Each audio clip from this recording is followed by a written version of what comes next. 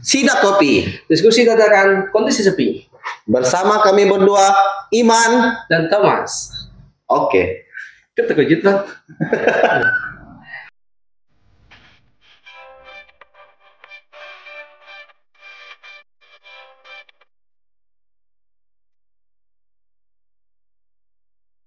Jadi Bang, hari ini kita ngerekam loh. Iya. Kita untuk podcast kita, untuk podcast Mas Arsaga kita ya. Iya. Kita hari ini ngerekam tentang TV, setuju tak Bang? Setuju.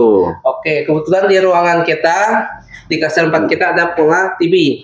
Oke. Dan suhu beliaunya, suhu. Yang sudah lama memegang bola. Iya, sudah. Tapi aku tak tahu suhu panas dingin, tak tahu aku.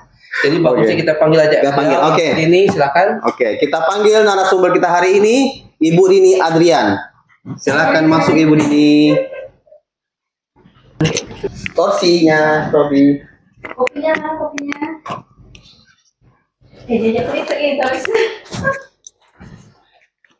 Ini adalah Bu Dini Adrian selaku pengelola TV Bu ya? Iya. Benar Bu ya? Benar. Lah berapa lama Bu? Mengelola program TV sejak tahun 2013. Dia berapa lama?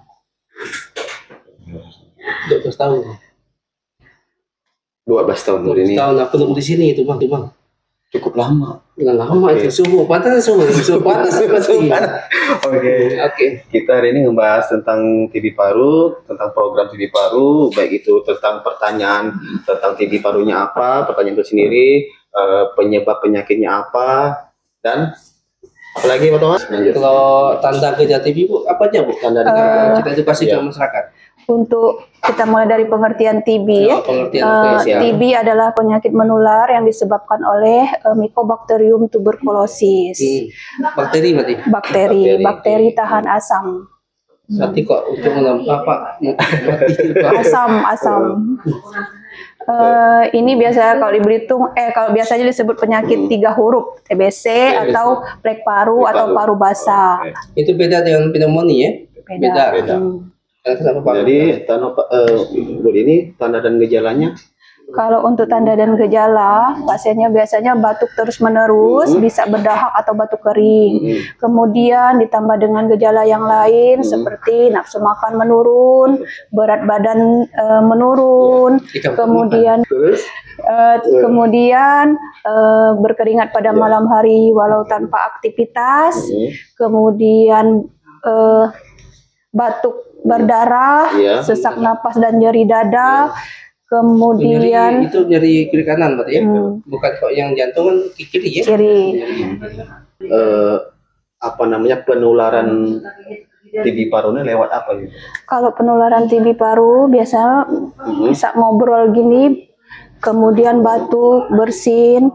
Setiap kita batuk mengeluarkan 3.500 sampai 4.500 bakteri. Kalau bersin lebih banyak lagi, 4.500 sampai 1 juta bakteri yang kita keluarkan.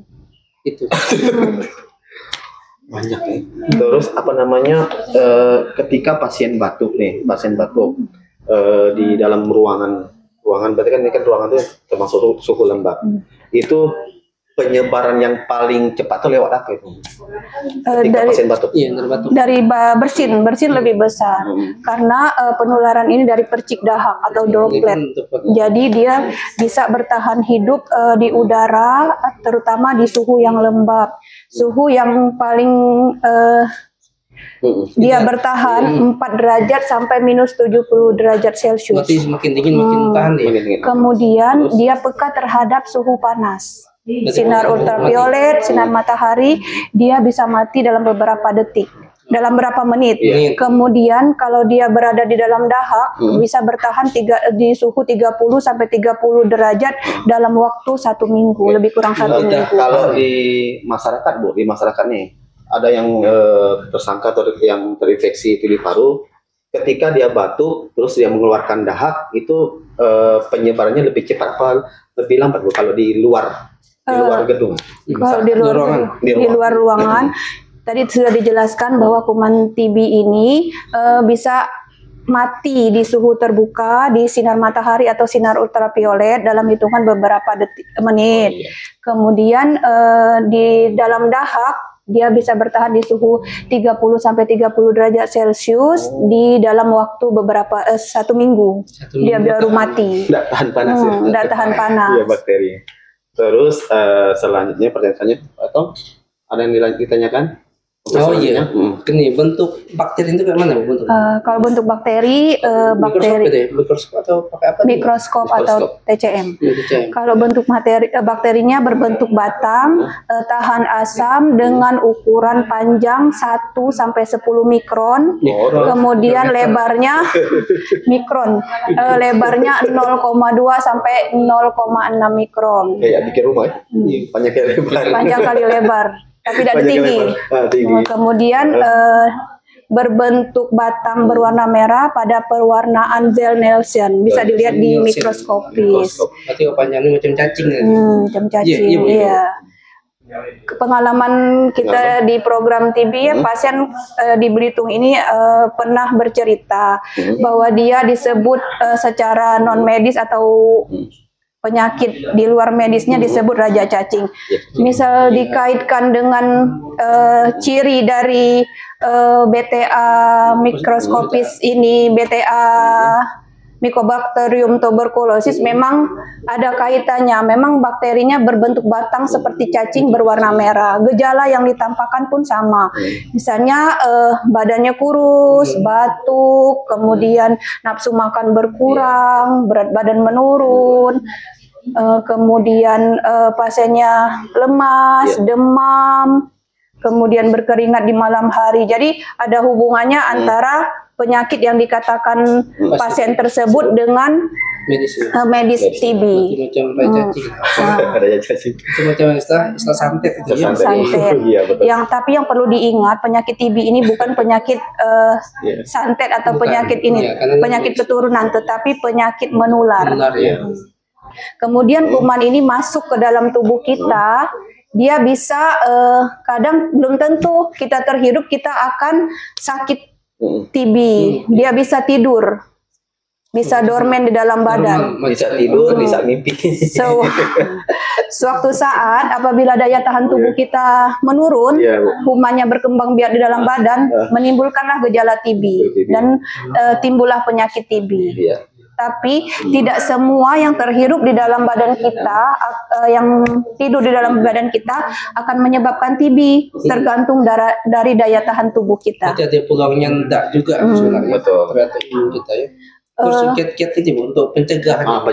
Yang pencegahan, terutama untuk penderita TB dengan bakteriologis, untuk batuk. Harus pasien yang batuk harus menggunakan Ectica batuk. Terus buang dahak jangan sembarangan. Kemudian harus pengobatan rutin karena pasien TB yang pengobatan rutin selama 2 minggu, insya Allah kumannya tidak menularkan ke orang lain.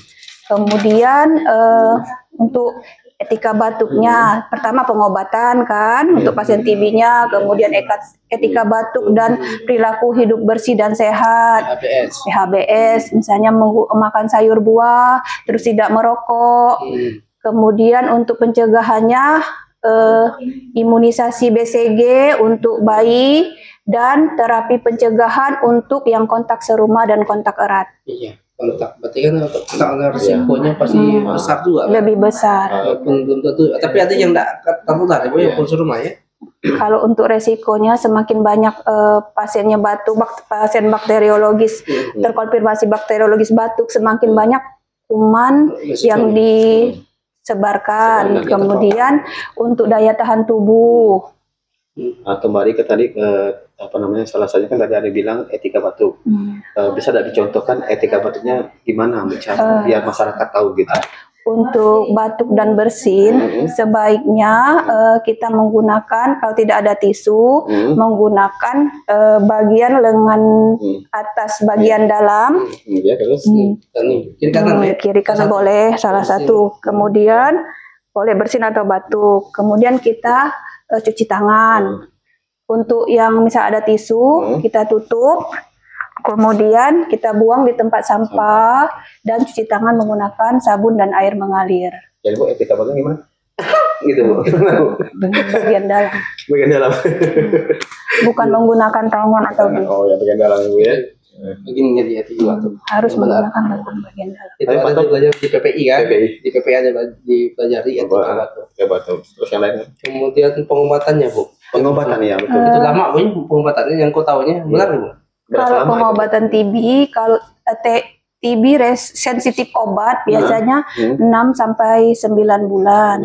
Kemudian kalau untuk pasien TB resisten obat itu lebih lama.